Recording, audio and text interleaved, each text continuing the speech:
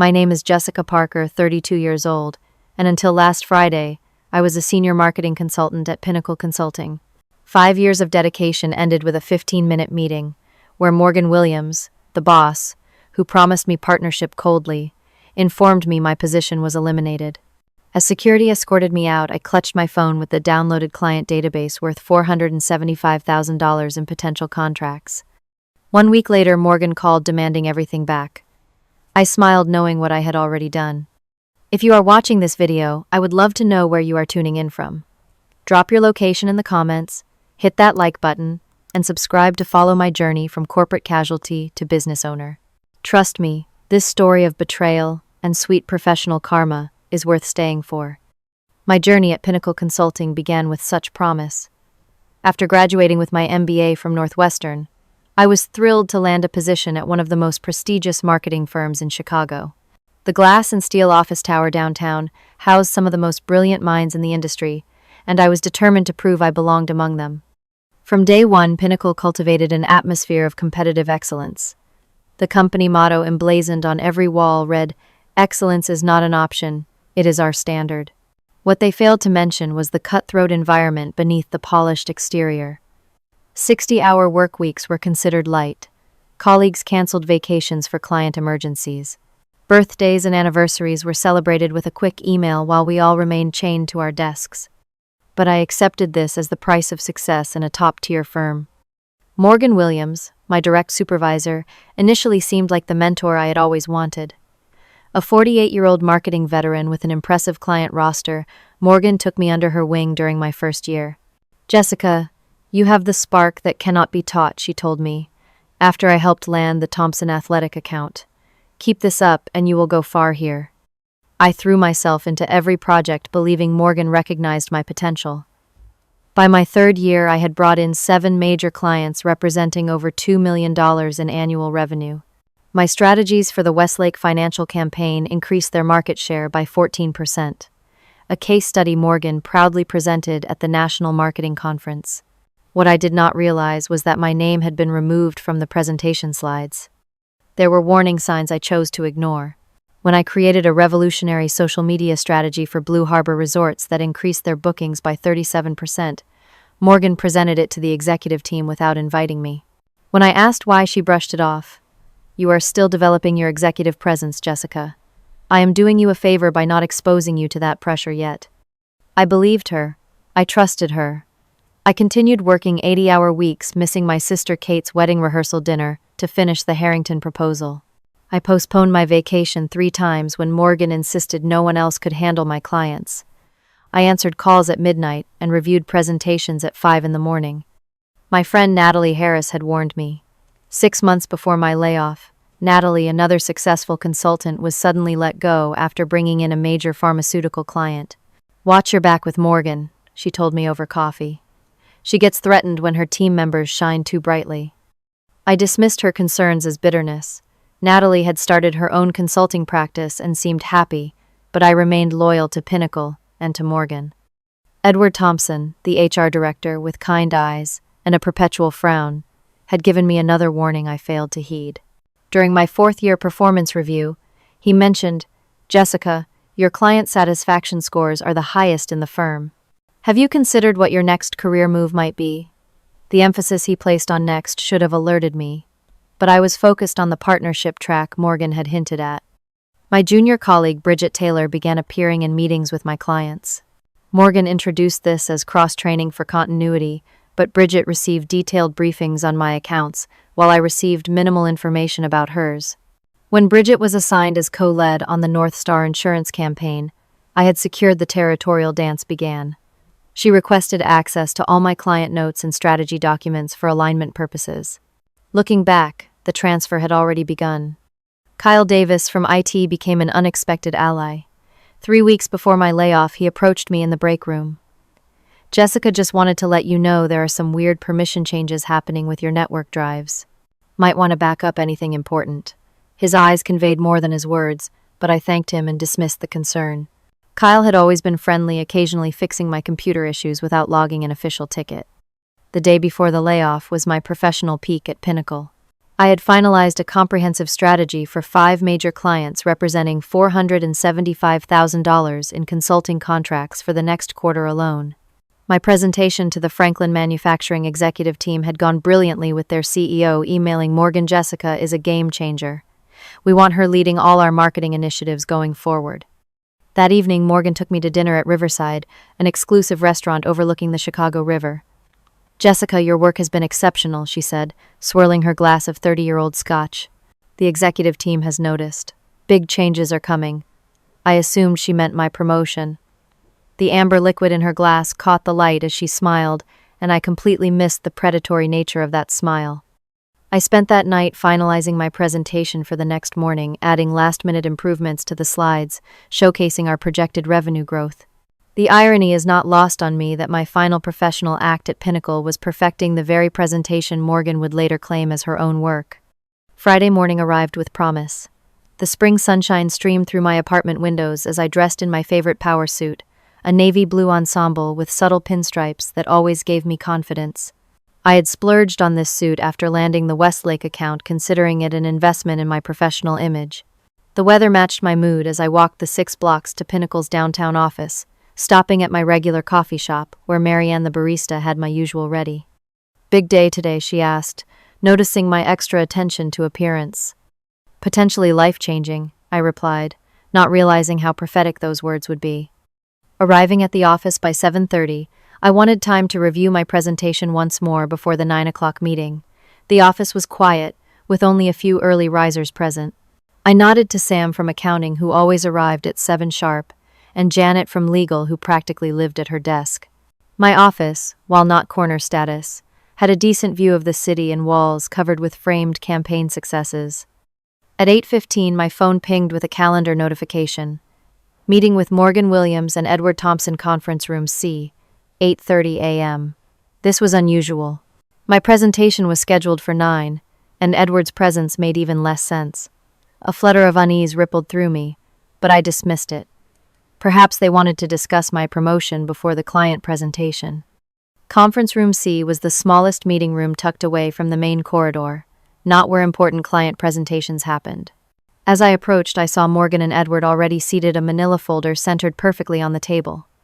Morgan wore her poker face, the one reserved for tough client negotiations. Edward looked uncomfortable, his usual frown deeper than normal. "Jessica, thank you for joining us," Morgan began formally, as if we were strangers rather than people who had worked side by side for 5 years. "Please have a seat." I sat, placing my presentation materials on the table. Neither of them glanced at them. "As you know, Pinnacle has been undergoing strategic restructuring to position ourselves for changing market conditions," Morgan continued in corporate speak. "After careful consideration, we have made the difficult decision to eliminate your position effective immediately." The words hung in the air. I waited for an explanation that would make sense of this statement so disconnected from yesterday's dinner conversation about my bright future. "This is a business decision, not a reflection on your performance," Edward added, pushing the manila folder toward me. "This contains information about your severance package, continuation of benefits, and exit procedures." My mind raced to process what was happening, but the Franklin presentation is in 30 minutes. They specifically requested me to lead their account. Morgan's expression remained impassive. "Bridget will be handling the presentation and taking over your accounts. She has been fully briefed." Of course she had. The pieces clicked into place. The permission changes Kyle mentioned, Bridget's increasing involvement with my clients, the dinner that now felt like a reconnaissance mission to ensure I suspected nothing. "Your company laptop and phone need to be turned in before you leave," Edward said quietly. "Kyle from IT will assist with the transfer of any personal files under supervision." Under supervision. As if I were suddenly a security threat, rather than someone who had poured her heart into this company for 5 years. "I will need a moment to collect my personal items," I said, surprised by the steadiness in my voice despite the earthquake happening inside me. "Of course," Morgan replied. "Security will accompany you to your office." Security. Like a criminal. The walk to my office with a security guard trailing behind me was the longest of my life. Colleagues stared, whispered, then quickly averted their eyes. News traveled fast. Some looked genuinely shocked, others not surprised at all. How many had known before me that today would be my last? At my desk, I methodically placed photos, my spare shoes, and desk plants into a cardboard box provided by HR. Kyle arrived, his expression sympathetic. "I need to transfer any personal files, and then wipe your devices," he explained quietly. Then, while the security guard was distracted by a call, Kyle whispered, "Use your phone to access your cloud drive now. 15 minutes before they revoke all permissions." In that moment, with adrenaline coursing through me, I made a decision. While pretending to text my sister about the unexpected day off, I accessed the client database I had been working with. The comprehensive file contained contact information, contract details, project histories, and most importantly, the strategies I had developed for each client. Strategies worth $475,000 in upcoming contracts. My finger hovered over the download button for only a second before pressing it. Was it wrong? Probably. Was it illegal? Possibly. Did I care in that moment of betrayal? Not at all. Kyle finished his official tasks, giving me a barely perceptible nod. The transfer was complete, both his authorized one and my unauthorized one. Edward reappeared with final paperwork requiring signatures. "Your final paycheck will include unused vacation time. The severance offers 6 weeks of salary contingent upon signing the non-disclosure and non-compete agreements." I skimmed the documents. The non-compete would prevent me from working with any Pinnacle clients for 2 years. The non-disclosure covered all proprietary information, including client data and marketing strategies. Exactly what now sat in my phone's cloud storage. "I will need time to review these with my attorney," I said, not signing. Edward looked relieved. Perhaps he had expected an emotional scene. "Of course. You have 7 days to return the signed documents to receive the severance package." The final humiliation was the escort out of the building. The security guard, a man named Paul who had greeted me every morning for 5 years now, walked slightly behind me, as if I might steal artwork from the walls. In the elevator, he at least had the decency to look embarrassed. "For what it is worth, Miss Parker, I think this is wrong. You were one of the good ones." I nodded, unable to speak past the lump in my throat. The bright spring day that had seemed so full of promise now felt like a mockery as I emerged onto the street. Clutching my box of office memorabilia, my phone buzzed with a message from Bridget. "So sorry to hear the news. If you need anything, let me know." The insincerity was palpable. The drive home was a blur.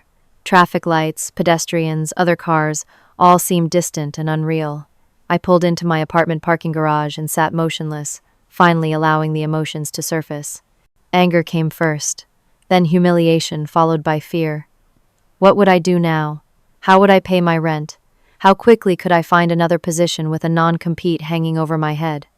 Once in my apartment, I placed the sad box of office remnants on my kitchen counter and opened my laptop. I needed to understand what I had done, what I had taken. The client database downloaded to my phone, now uploaded to my personal computer. 642 megabytes of information. 5 years of my professional life. Dozens of clients I had personally brought to Pinnacle and nurtured relationships with. As I scrolled through the files, the full scope of Morgan's betrayal became clear. Notes in the system showed that the decision to eliminate my position had been made 3 months ago, right after I landed the Franklin account.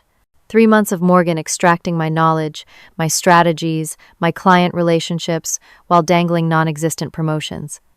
I found an email thread I should never have had access to between Morgan and the executive team. "Jessica has developed excellent relationships with key accounts. Transition plan in place to retain clients while eliminating redundant position.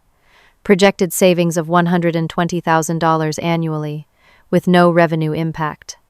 No revenue impact, because they plan to keep all my clients while cutting me loose. Redundant position. After 5 years of 60-hour weeks, missed family events, and stellar performance reviews. The moral implications of what I had done began to surface through my anger. I had taken confidential company information protected by agreements I had signed when joining Pinnacle, information that could get me sued if used improperly. But I had also taken my own intellectual property, my strategies, my ideas, my relationships.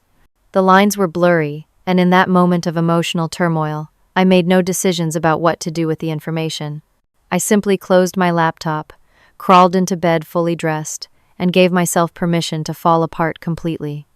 The first week after my layoff passed in a haze of Netflix binges, ice cream for dinner, and ignoring calls from concerned friends and family.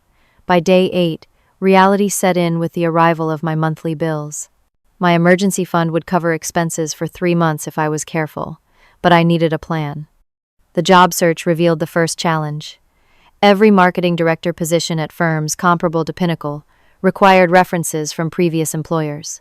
The severance agreement still sat unsigned on my kitchen counter, the non-compete clause like a neon warning sign. How could I explain my sudden departure without bad-mouthing Pinnacle and appearing unprofessional? LinkedIn notifications showed me that Morgan had been promoted to Senior Vice President of Client Relations. Bridget had updated her profile to reflect her new role managing the accounts I had cultivated. My professional network buzzed with the news, but no one contacted me directly, except former colleagues sending obligatory sorry-to-hear messages that offered no actual help. Then came the first interesting development. A voicemail from Patrick Donovan, the CFO at Franklin Manufacturing. Jessica. This is Patrick. Bit confused about some changes at Pinnacle. The presentation last week was not what we expected. Call me when you can. I returned his call with trepidation. Patrick did not mince words.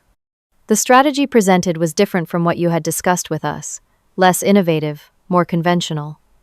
When I asked about your absence, we were told you had left to pursue other opportunities. Is that accurate? The diplomatic answer would be yes. The honest answer was more complicated. I chose a middle path. My position was eliminated in a restructuring. The transition was abrupt. Patrick paused. That explains a lot. Look, Jessica, we signed with Pinnacle because of your approach. No offense, but this Bridget person does not inspire the same confidence. She could not answer basic questions about the strategy. Of course she could not. They were my strategies, my understanding of Franklin's unique market challenges. 3 more calls followed that week from other clients expressing similar concerns. Apparently, Bridget was struggling with the transition despite all the preparation Morgan had arranged. The Westlake team was particularly unhappy about changes to their social media strategy, which had been diluted from the innovative approach I had implemented. Industry contacts shared rumors that Pinnacle was experiencing unusual client dissatisfaction. Nothing public yet, but murmurs within professional circles that something was off with their usually stellar service. Morgan was reportedly working weekends to smooth ruffled feathers. While part of me felt vindicated, another part felt genuinely concerned for the clients I had come to care about. These were not just accounts. They were relationships I had built. Real people whose businesses benefited from effective marketing strategies. Now they were receiving watered-down versions of my work from someone who did not fully understand the underlying principles. The 4th call changed everything. Susan Blackwell, marketing director at North Star Insurance, reached out not to complain about Pinnacle, but to ask about me. Jessica, I will be direct. We are not happy with the recent changes at Pinnacle. We valued your insights specifically. Would you be interested in discussing possibilities as an independent consultant? The question hit me like a thunderbolt. Independent consultant, working directly with clients without Pinnacle as an intermediary. The thought had never seriously crossed my mind until that moment.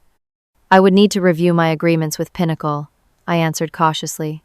There may be restrictions. Of course, Susan replied. Just know there is interest when you sort that out. That conversation catalyzed my next steps. I called Natalie Harris, who had successfully launched her own consulting business after leaving Pinnacle. We met at a quiet cafe, far from the downtown business district where Pinnacle employees frequented. Natalie looked transformed from the stressed corporate consultant I had known. More relaxed, confident, and apparently thriving. I wondered when you would call, she said after we exchanged hugs. Morgan has a pattern. Anyone who threatens her position eventually gets pushed out. How did you handle the non-compete? I asked, getting straight to the critical issue. Natalie smiled, very carefully. First, understand that non-competes are difficult to enforce in practice, especially if you are not directly soliciting their clients. Second, there are ways to provide value without violating agreements. She explained how she had built her business by focusing on adjacent markets and services slightly different from what Pinnacle offered. The key is to use your knowledge and expertise without using their proprietary information. You cannot take their client list and start making calls, but if a client reaches out to you independently, that is a different situation. My mind immediately went to the database sitting on my laptop. Natalie seemed to read my thoughts. Tell me you did not take anything when you left, she said, lowering her voice. I hesitated. Natalie had been a friend, but this was legally sensitive territory. Jessica, listen to me carefully. If you took company data, you need to talk to an employment attorney immediately. Not about using it, but about protecting yourself. Her seriousness cut through my justifications. She recommended Diane Foster, an attorney specializing in employment law, who had helped several former Pinnacle employees navigate their exits. Diane's office was unpretentious but professional. After explaining my situation, including my impulsive download of the client database, she did not judge but got straight to practical advice. First, do not use that data directly. Do not contact clients using information from that database. That would create a clear legal liability, she explained. However, your knowledge, experience, and skills belong to you. The strategies you developed while implemented at Pinnacle reflect your expertise. She reviewed my employment contract and the unsigned severance agreement. The non-compete is problematic but not insurmountable. It prohibits you from soliciting Pinnacle clients for 2 years, but it cannot prevent you from working in your field of expertise or with clients who approach you independently. Then she pointed out something I'd missed in my emotional state. The severance is contingent on signing, but nothing requires you to sign to leave the company. You have already been terminated. Not signing means no severance, but also potentially more flexibility. The choice became clearer. 6 weeks of salary versus freedom to build something new. When weighed against the potential of building my own consulting practice, the severance seemed paltry. Diane also discovered something that ignited my resolve. In reviewing my commission structure, she identified that my termination date coincidentally fell 2 weeks before major commission payments would have been due on the Franklin and Westlake contracts I had secured. This timing is suspicious, Diane noted. They eliminated your position just before you would have earned significant commissions on accounts you brought in. That may give us leverage if they become aggressive about the non-compete. The revelation that my layoff was potentially timed to avoid paying me roughly $70,000 in commissions transformed my uncertainty into determination. This was not just restructuring, it was calculated. With Diane's guidance, I developed a business plan for Parker Strategic Solutions, focusing on innovative marketing approaches for mid-sized businesses. I would not directly target Pinnacle clients, but I would not turn away any who sought me out independently. Research into Morgan's professional history revealed I was not her first victim. 3 previous team members had been pushed out after bringing in major accounts. 2 had left the industry entirely. 1 had moved to a competitor after a legal battle. I was determined to chart a different course. As I built my business plan, I grappled with the ethical implications of the client database still sitting untouched on my laptop. I knew I should delete it, but something held me back. Not with the intention to use it unethically, but as evidence of what had transpired. Diane advised encrypting it and storing it securely, neither using nor destroying what might become important evidence. With a clearer direction forming, I began rebuilding my professional identity. I refreshed my LinkedIn profile to highlight my expertise without mentioning specific Pinnacle clients. I created a website outlining my approach to marketing strategy. I registered my business and ordered professional business cards. The foundation was laid. The question remained whether I could actually make this work without crossing ethical or legal lines. The answer would come sooner than expected. Exactly 1 week after my layoff, my phone rang with a call from Pinnacle's main number. Morgan's name flashed on the screen. My pulse quickened as I answered with a carefully neutral, "Hello, this is Jessica." "Jessica, this is Morgan Williams." Her voice had the artificial warmth she used with difficult clients. "I hope you are doing well under the circumstances." "What can I do for you, Morgan?" I kept my tone professional, refusing to engage with false pleasantries. "There seems to be a misunderstanding. You have not returned the signed severance agreement, and our IT department has flagged some unusual download activity from your accounts before your departure." My hand tightened around the phone. So Kyle had been unable to cover my tracks completely, or perhaps had chosen not to. "You need to return everything you took, Jessica. Company information is proprietary and protected. The legal implications of misusing that information would be severe." The threat was thinly veiled but clear. I remained silent, letting her continue. "We are prepared to be reasonable. Sign the agreement, confirm deletion of any company data, and we can all move forward professionally. Otherwise, Pinnacle will be forced to protect its interests." The old Jessica would have apologized, complied immediately, and probably cried after hanging up.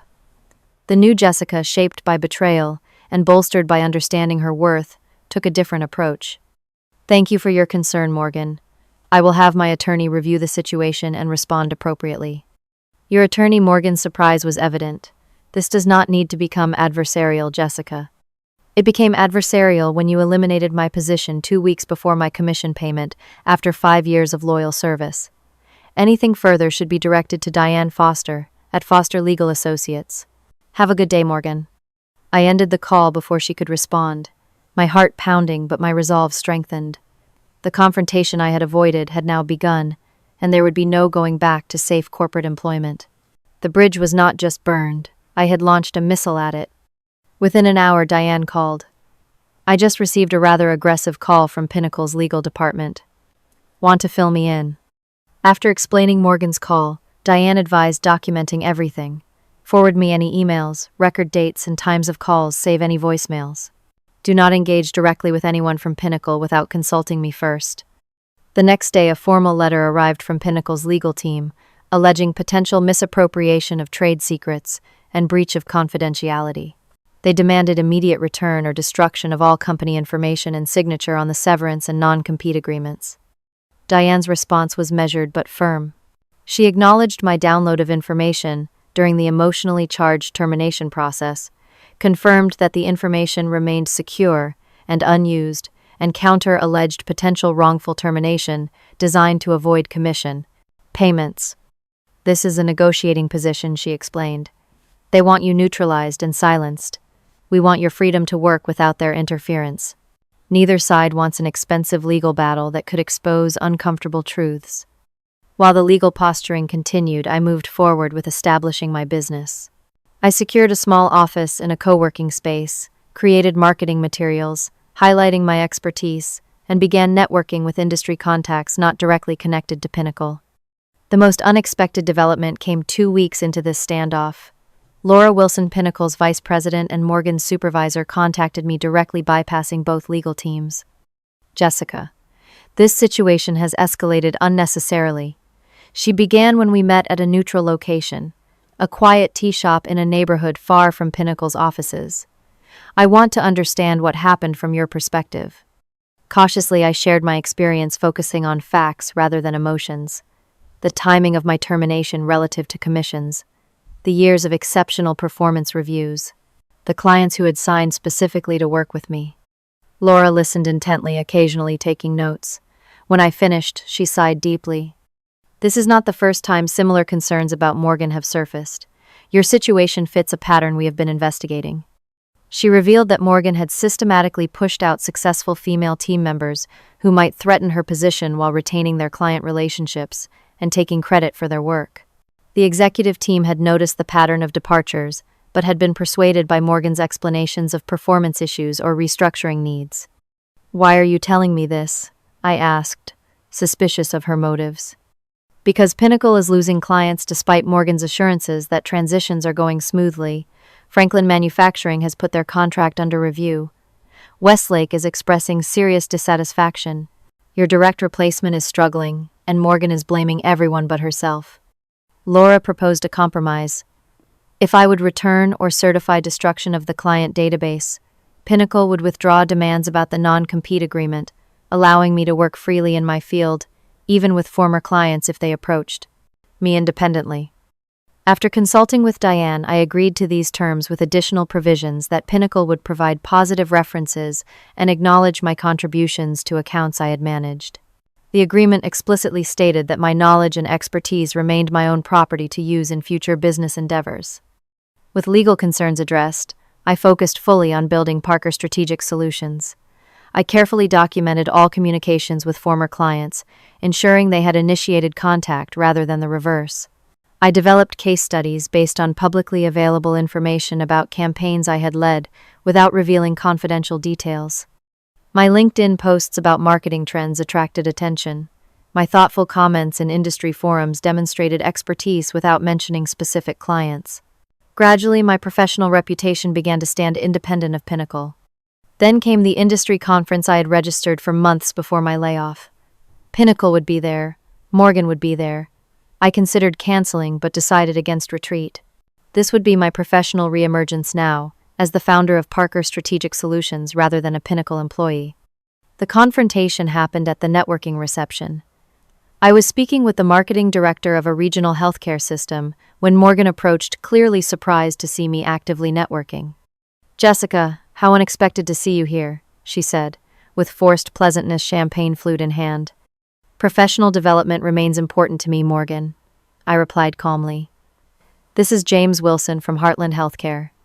"James, this is Morgan Williams from Pinnacle." James, who had been expressing interest in my approaches to healthcare marketing, looked between us. "You two know each other." "Jessica was once part of my team," Morgan said dismissively. "James, you should know that Pinnacle has 20 years of healthcare marketing experience. I would be happy to discuss how we could support Heartland." James seemed uncomfortable with her abrupt takeover attempt. Actually, I was quite interested in Jessica's innovative approach to patient engagement. "Perhaps we could continue our conversation later, Jessica." With a polite nod to Morgan, he moved away. Morgan's pleasant facade dropped slightly. "Playing with fire, Jessica. Remember our agreement." "I am not soliciting your clients, Morgan. I am networking at an industry event which is perfectly appropriate for a marketing professional." Her response was interrupted by Patrick Donovan from Franklin Manufacturing approaching us. "Jessica, exactly who I was hoping to find." He pointedly ignored Morgan. "Do you have a card? We need to talk soon." The look on Morgan's face as I handed Patrick my new business card was worth every anxious moment of the previous weeks. Without another word to Morgan, I excused myself to continue circulating, leaving her standing alone with her champagne and simmering frustration. That conference marked a turning point. 3 potential clients approached me independently. 2 specifically mentioned they had heard about my departure from Pinnacle and were curious about my new venture. By the final day, I had scheduled 5 follow-up meetings and collected dozens of business cards. More importantly, I had faced Morgan without flinching and established myself as a legitimate independent presence in our industry.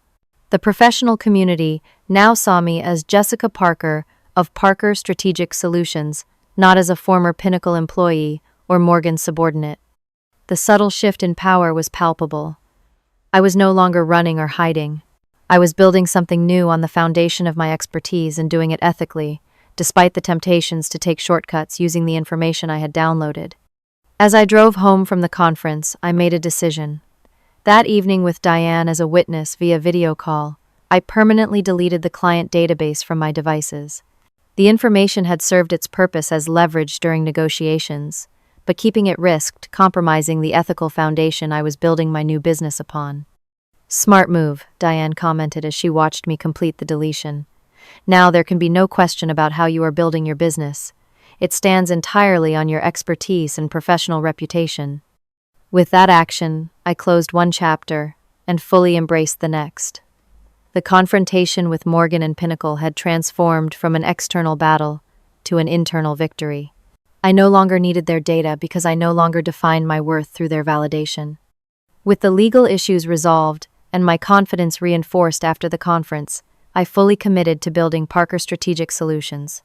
My small office in the co-working space became command central for what I envisioned as a boutique marketing consultancy, focusing on innovative strategies for growing businesses. My first priority was establishing a clear brand identity distinct from Pinnacle's corporate approach, where they emphasized tradition and established methodologies. I positioned my firm as forward-thinking and adaptable. My website highlighted transformative marketing strategies for the digital age and emphasized personalized attention that larger firms often could not provide. The financial reality remained challenging. Without clients, my savings would only sustain the business and my personal expenses for another 2 months. I needed to convert interest into contracts and quickly. My strategy was 3-pronged: leverage my professional network without directly targeting Pinnacle clients, demonstrate thought leadership through content marketing, and offer specialized services that showcased my unique approach. LinkedIn became my primary networking tool. I shared insightful articles about marketing trends, commented thoughtfully on industry discussions, and published original content demonstrating my expertise. Each post carefully avoided mentioning specific clients or campaigns from my Pinnacle days while still highlighting my strategic thinking. One article about personalization strategies in B2B marketing gained particular traction, being shared over 300 times and leading to dozens of connection requests. The engagement confirmed I had valuable insights to offer independent of Pinnacle's resources. My first potential client meeting came from an unexpected source. Jordan Martinez, who had left Westlake Financial to become marketing director at Rivers Technology, reached out after seeing my LinkedIn announcement about Parker Strategic Solutions. "I always thought you were the brains behind our Westlake campaigns," Jordan said when we met for coffee. "When I saw you had started your own firm, it seemed like perfect timing. Rivers needs a complete marketing overhaul, and I remembered your innovative approaches." The meeting went well, but I faced a difficult balancing act. I needed to demonstrate my expertise without directly referencing strategies I had developed at Pinnacle. I focused on my process for developing solutions rather than specific tactics I had implemented previously. "I appreciate your approach," Jessica Jordan said as our meeting concluded. "Send me a proposal for a 3-month engagement focusing on digital transformation. I cannot promise anything, but I will champion it with our executive team." Creating that proposal tested my resolve. I knew exactly what had worked for Westlake and could easily adapt those strategies for Rivers. Using that knowledge without crossing ethical lines required careful consideration of where Pinnacle's proprietary information ended and my professional expertise began. The proposal I submitted emphasized my understanding of the technology sector's unique challenges without directly referencing Westlake. I included case studies based on publicly available information about successful campaigns, focusing on the principles rather than confidential details. While waiting for Rivers' decision, I received an unexpected call from Laura Wilson at Pinnacle. Our tea shop compromise had apparently been only the beginning of her interest in my situation. "Jessica, I wanted to let you know that there have been some developments here that might interest you," she began. "Morgan has been placed on administrative leave pending an internal investigation." The news stunned me. What happened? After our conversation, I began reviewing patterns more carefully. 3 more team members have come forward with similar experiences. The timing of terminations relative to commissions. Taking credit for team members' work. Systematic removal of successful women who might compete for advancement. Laura explained that the executive team was re-evaluating several recent departures, including mine. "Your situation was the tipping point that made us look more closely at what has been happening in that department." While vindication felt sweet, I remained cautious. "I appreciate you letting me know, Laura, but I have moved on. Parker Strategic Solutions is my focus now."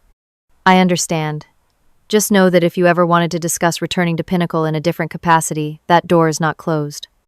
The offer was tempting in its way, a validation that my value had finally been recognized. But returning to corporate life, after tasting independence, held little appeal. I thanked her politely and reaffirmed my commitment to my new path. The next day, Jordan called with good news. Rivers Technology had approved my proposal, offering a 3-month contract worth $80,000. My first major client as an independent consultant. "They were particularly impressed with your emphasis on measurable outcomes," Jordan explained. "When can you start?"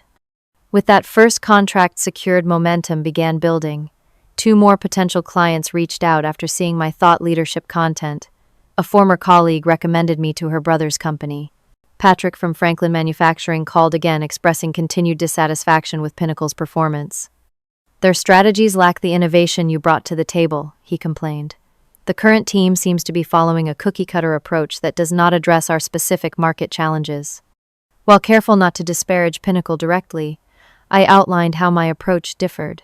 I believe effective marketing strategies should be tailored to each client's unique position and goals, not adapted from standard templates. Patrick nodded appreciatively. "That was always what set you apart. Would you be willing to submit a proposal for consulting services, not to replace Pinnacle immediately, but to provide strategic guidance? Their team seems to be lacking." The opportunity to work with Franklin again was tempting, but I recognized the potential complications. After consulting with Diane, I crafted a proposal for strategic advisory services that would complement rather than compete with Pinnacle's execution role. This approach respected the legal boundaries, while still allowing me to provide value to a client who specifically sought my expertise. As word spread about my new venture, I received an invitation to speak at a regional marketing conference about digital transformation strategies. The opportunity to establish myself as a thought leader separate from Pinnacle was invaluable, and I invested significant time developing a presentation that showcased my innovative approaches without revealing client specifics.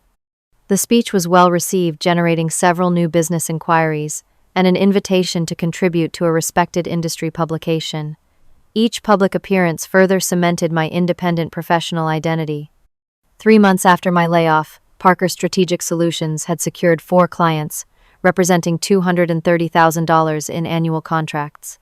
My business model emphasized high-value strategic consulting rather than execution, allowing me to maintain a lean operation without extensive staff. The most satisfying moment came when I received an email from Susan at Northstar Insurance. Pinnacle is not meeting our expectations. Our contract allows termination with 30 days' notice. Before we make that decision, we would like to discuss possibilities with Parker Strategic Solutions. This represented a turning point. A Pinnacle client was independently seeking to leave them and work with me instead. While perfectly legal under our agreement since I had not solicited them, it represented a direct competitive victory. After careful consideration and another consultation with Diane, I agreed to meet with Northstar. The meeting required delicate navigation of my knowledge of their business from my Pinnacle days versus what they shared in our new engagement discussions. "We were impressed with the strategies you developed when you worked with us previously," Susan explained. "Since your departure, the quality of strategic guidance has declined significantly." I focused on understanding their current challenges and goals, rather than referencing my previous work with them. "Tell me about your objectives for the coming year and what you feel has been missing in your current marketing support." This approach allowed me to demonstrate my expertise while establishing a fresh relationship independent of my Pinnacle history. By the meeting's end, Susan seemed convinced. "This is exactly the strategic thinking we have been missing. We will begin the process of transitioning from Pinnacle. Expect our contract proposal within the week." As my business grew, I maintained meticulous documentation of all client interactions, particularly with former Pinnacle clients. Each inquiry had come independently without solicitation from me, maintaining compliance with my agreement and protecting me from potential legal challenges. 6 months after my layoff, Parker Strategic Solutions was not just surviving but thriving. I had secured office space of my own and hired 2 junior consultants to support the growing client roster. My reputation for innovative, customized marketing strategies had spread throughout the industry. The professional community that had once defined me as Jessica from Pinnacle now recognized me as Jessica Parker, the marketing strategist who founded Parker Strategic Solutions. The transformation was complete not just in my business circumstances, but in my professional identity. The news reached me through industry channels before any official communication. Morgan Williams had been terminated from Pinnacle Consulting. The whispered details varied, but the consistent thread was that the internal investigation had uncovered a pattern of behavior that violated company policies and potentially employment laws. The formal announcement came via a carefully worded press release. Pinnacle Consulting announces leadership changes in its client relations department as part of ongoing organizational development. No mention of investigations or impropriety, but those in the industry understood the subtext. My phone buzzed constantly that day with messages from former colleagues and industry contacts. Everyone seemed to assume I would feel vindicated, even celebratory. The truth was more complicated. While I appreciated the justice of Morgan facing consequences for her actions, my focus had shifted entirely to building my own success rather than witnessing her downfall. That focus was tested when 3 days after the announcement, my email pinged with a message from Morgan Williams herself. The subject line read simply, "A long overdue conversation." My finger hovered over the delete button, but curiosity won out. The message was surprisingly direct. "Jessica, I owe you an apology that is likely too late to matter. My actions toward you and others were inexcusable. Fear of being replaced drove decisions I now deeply regret.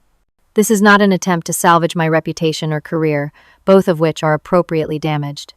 It is simply an acknowledgement of wrong done to someone who deserved better. Morgan." I read it 3 times, searching for manipulative undertones or hidden agendas.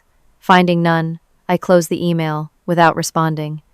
Some bridges remained burned by choice, and I had no interest in rebuilding this one. My business continued to grow as Morgan's career imploded. A feature in Business Today highlighted Parker Strategic Solutions as an emerging boutique consultancy disrupting traditional marketing approaches. The article included a client testimonial from Jordan at Rivers Technology, praising our revolutionary approach to technology marketing that delivered a 40% increase in qualified leads. The publicity generated another wave of inquiries, including from 2 more Pinnacle clients expressing dissatisfaction with their current service. Following my established protocol, I documented that they had initiated contact and proceeded carefully to avoid any appearance of solicitation. Pinnacle's response to these client defections was surprisingly aggressive. A formal letter from their legal department alleged that I was violating the terms of our agreement by working with their clients. Diane responded with documentation, proving each client had approached me independently, along with a gentle reminder that continued harassment could result in a countersuit for interference with business relationships.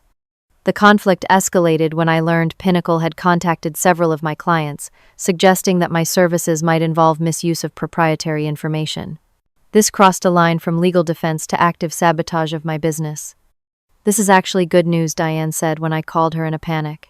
"They are getting desperate because you are succeeding legitimately. Their actions now constitute tortious interference, and we have grounds to take more aggressive legal action if necessary." Rather than engaging in a destructive legal battle, I proposed a meeting with Pinnacle's new leadership to resolve the situation. Laura Wilson agreed immediately, perhaps recognizing the potential damage to Pinnacle's reputation if our conflict became public. The meeting took place at Diane's office with Laura and Pinnacle's general counsel, representing their interests. The conversation was surprisingly productive. Pinnacle acknowledges that Jessica Parker has built her business legitimately and has not violated the terms of our agreement, Laura stated formally for the record. "We propose a mutual non-disparagement agreement and commitment to respectful competition going forward." The resulting document clarified that I could serve any client who approached me independently, regardless of their past relationship with Pinnacle. In return, I acknowledged Pinnacle's legitimate business interests and committed to continued ethical practices. With legal distractions resolved, I returned to my primary focus, growing Parker Strategic Solutions. The business had expanded to 7 clients with annualized contracts totaling $420,000. My team had grown to include 4 consultants, each bringing specialized expertise to complement my strategic vision. The true turning point came unexpectedly.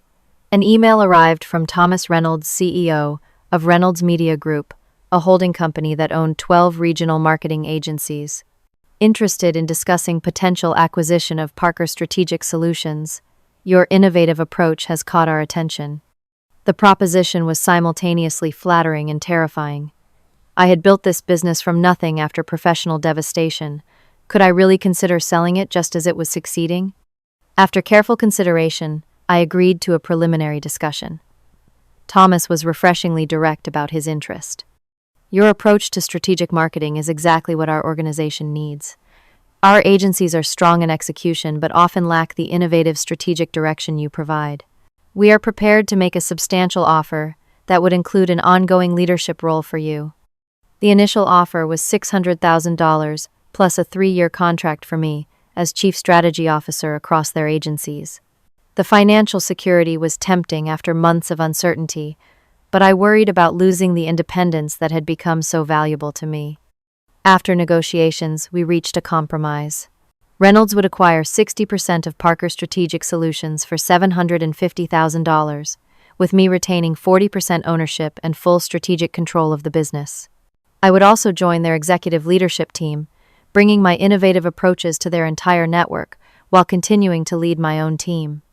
The agreement transformed my business overnight from a promising startup to part of a significant industry player with substantial resources. My team would grow from 4 to 20, and our client capacity would expand dramatically. 2 weeks before finalizing the deal, I received another unexpected call from Laura Wilson. "Jessica, I will be direct. We know about the Reynolds acquisition offer. Before you finalize anything, I would like you to consider an alternative." Pinnacle was offering to acquire Parker Strategic Solutions for $800,000 with a 5-year contract for me as their new Senior Vice President of Strategic Innovation, the position formerly held by Morgan. "Your departure and subsequent success have forced us to reevaluate our approach," Laura explained. "The executive team recognizes that we lost something valuable when we lost you, and we are prepared to make it right." The irony was almost too perfect. The company that had discarded me now wanted to acquire the business I had built from that rejection. The offer was financially superior to Reynolds, but the thought of returning to Pinnacle, even in a leadership role, felt like a step backward on my journey. After careful consideration and consultation with my advisors, I declined Pinnacle's offer and proceeded with the Reynolds partnership. My decision was not about money, but about continuing forward rather than circling back. The day we announced the partnership, my phone rang with a number I recognized immediately: Morgan Williams. "I heard about the Reynolds deal," she said, without preamble when I answered. "Congratulations." "Thank you," I replied, uncertain where this conversation was heading. "You did what I never had the courage to do," she continued.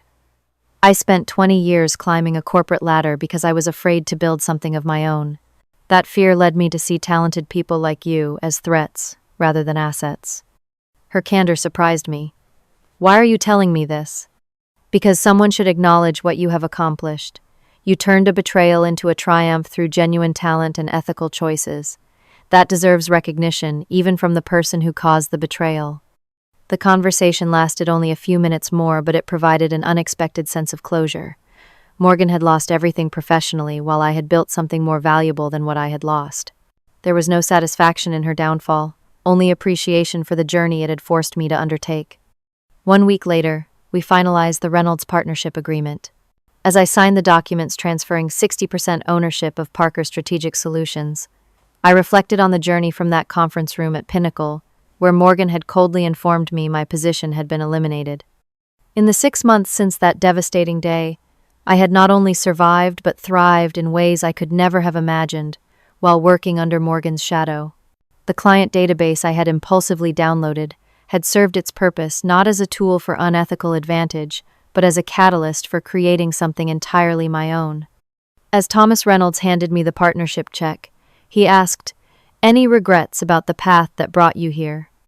I thought about the question seriously before answering. Not regrets exactly, but I am grateful for the lessons, even the painful ones. Sometimes the worst professional experiences lead to the best possible outcomes. The statement proved prophetic as Parker Strategic Solutions, now with Reynolds resources behind it, expanded rapidly over the following months. Our client roster grew to include national brands. Our innovative approaches garnered industry awards. My team expanded to include specialists in every aspect of modern marketing.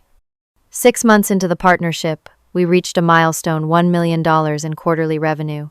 The small business born from professional betrayal had transformed into an industry success story with my name and vision at its center. The final validation came in the form of an industry award, Marketing Strategist of the Year. As I accepted the glass trophy at the annual awards gala, I spotted Laura Wilson in the audience applauding politely. Our eyes met briefly, her expression acknowledging what Pinnacle had lost and what I had gained. In my acceptance speech, I avoided any reference to past difficulties, focusing instead on gratitude for the journey and the importance of ethical innovation in our industry. The standing ovation that followed represented not just recognition of professional achievement, but personal vindication after the darkest chapter of my career. 1 year after my abrupt layoff from Pinnacle Consulting, Parker Strategic Solutions had become a recognized force in the marketing industry. Our partnership with Reynolds Media Group had expanded our reach nationally, and our client list included companies I could only have dreamed of working with during my corporate career. The team had grown to 27 consultants across 3 offices, each bringing unique expertise to our collaborative approach. Our quarterly revenue had stabilized at $1.2 million, with projections showing continued growth as our reputation for innovative results-driven strategies spread throughout the industry. My personal financial situation had transformed completely. The $750,000 partnership payment had allowed me to purchase a comfortable home and establish a retirement fund that already exceeded what 5 years at Pinnacle had provided. My annual income from the business was triple my former corporate salary, with the added benefit of equity in a growing enterprise. The final confrontation with Morgan Williams came at the National Marketing Summit, where industry leaders gathered to discuss emerging trends. I was scheduled to deliver a keynote address on innovative client engagement in the digital age. Morgan, now working as an independent consultant after struggling to secure another corporate position, was attending as a regular participant. We encountered each other during the pre-event reception. The power dynamic had completely reversed from our last meeting. Now I was the featured speaker with a successful business, while she struggled to rebuild her reputation. "Jessica," she acknowledged with a nod. "I hear your keynote is the most anticipated session of the conference." "Business has been good," I replied neutrally. "How have you been, Morgan?" Her typically confident facade showed cracks. Rebuilding takes time, especially when your departure from your previous position was complicated. The conversation could have become uncomfortable, but I chose a different path. The industry always has room for experienced professionals willing to adapt. If you are looking to collaborate with agencies seeking strategic consulting, send me your information. We occasionally need specialized expertise for certain projects. Morgan looked genuinely surprised by the offer. "After everything that happened, you would consider working with me?" "Professional relationships should be based on current value, not past history," I replied. "Everyone deserves the opportunity to rebuild." I did not extend the offer out of pity or forgiveness, but from recognition that talent should not be wasted, even when it comes with complicated history. Morgan's strategic abilities had never been in question, only her leadership ethics. My keynote address the following day focused on the transformative power of authentic client relationships built on transparency and mutual value. Without directly referencing my experience at Pinnacle, I shared insights gained through building a business centered on genuine partnership rather than transactional relationships. True innovation in marketing comes not from controlling client relationships, but from empowering clients through shared expertise and collaborative growth, I explained to the packed auditorium. When we view client success as our primary metric rather than client retention, we paradoxically achieve both. The standing ovation that followed confirmed that my journey had come full circle. The professional community that had once defined me as Morgan's subordinate now recognized me as a thought leader in my own right. After the conference, Laura Wilson reached out once more with a surprising proposition. Pinnacle's board had approved a complete reorganization of their senior leadership, and they wanted to discuss my potential involvement as a board advisor. "Your perspective on where Pinnacle lost its way would be invaluable as we rebuild," Laura explained. "Not as an employee, but as an independent voice, helping us establish more ethical leadership practices." The offer was tempting as a final validation of my professional journey. After careful consideration, I agreed to a limited advisory role focused specifically on developing mentorship programs for rising female leaders within the organization. My contribution would help ensure that what happened to me would not be repeated with the next generation of talented professionals. As Parker Strategic Solutions continued to thrive, I found myself increasingly drawn to mentoring young professionals, particularly women entering the competitive marketing industry. The experience of rebuilding after professional betrayal had given me insights that could help others navigate similar challenges. This led to the creation of the Parker Professional Development Foundation, a nonprofit organization providing resources, mentorship, and small business grants to professionals recovering from career setbacks. Funded by a percentage of Parker Strategic Solutions profits, the foundation helped others transform professional challenges into opportunities for growth and independence. The client database that had once represented my desperate grasp at leverage had long since been deleted, replaced by legitimately earned relationships with clients who chose my services based on demonstrated value rather than stolen information. The temptation to use unethical shortcuts had been replaced by the satisfaction of building success through integrity and innovation. 6 former Pinnacle employees eventually joined the Parker Strategic Solutions team, each bringing valuable expertise and similar stories of marginalization under the previous leadership. Together, we created a corporate culture that valued collaboration over competition, innovation over convention, and personal growth over corporate politics.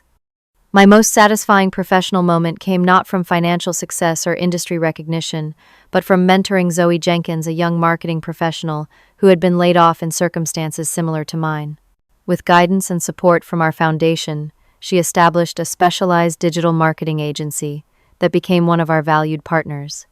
"You showed me that career setbacks can be redirected into something better than what was lost," Zoe told me during a mentorship session.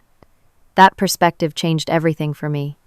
The final piece of my professional journey fell into place when Pinnacle's former clients, Franklin Manufacturing and North Star Insurance, became official clients of Parker Strategic Solutions. Their decisions came not from solicitation on my part, but from recognition of the superior value our approach provided. The story had come full circle. What began as a desperate download of client information during the shock of an unexpected layoff had catalyzed a complete transformation of my professional identity and created opportunities I could never have imagined while working within corporate constraints. The lesson was clear: sometimes professional betrayal, painful as it is in the moment, forces us onto paths we would never have chosen, but ultimately lead to greater fulfillment than what was lost. The closed door that initially seemed like rejection becomes the push needed to create something entirely new and ultimately more valuable. Looking back at the turning points of this journey, I recognize now that Morgan's betrayal was ironically the greatest professional gift I have ever received. Without that push into the unknown, I might have spent decades in comfortable corporate employment, never discovering my capacity to build something meaningful on my own terms. The true resolution came not from revenge or vindication, but from the realization that professional value exists independent of corporate validation. The expertise, creativity, and client relationships I developed were always mine, not Pinnacle's, and building a business that recognized and elevated those assets proved more rewarding than any corporate advancement could have been. As Parker Strategic Solutions continues to grow and evolve, I remain grateful for the difficult journey that led to its creation. From the ashes of professional betrayal arose something far more valuable than what was lost: authentic success built on integrity, innovation, and the courage to chart an independent path. Have you ever experienced a professional setback that ultimately led to something better? I would love to hear your stories of resilience and reinvention in the comments below. If this journey resonated with you, please hit the like button and subscribe to hear more stories of professional transformation. Remember that sometimes our greatest opportunities come disguised as our most painful setbacks. Thank you for joining me on this journey, and I wish you the courage to transform your own professional challenges into pathways to greater success.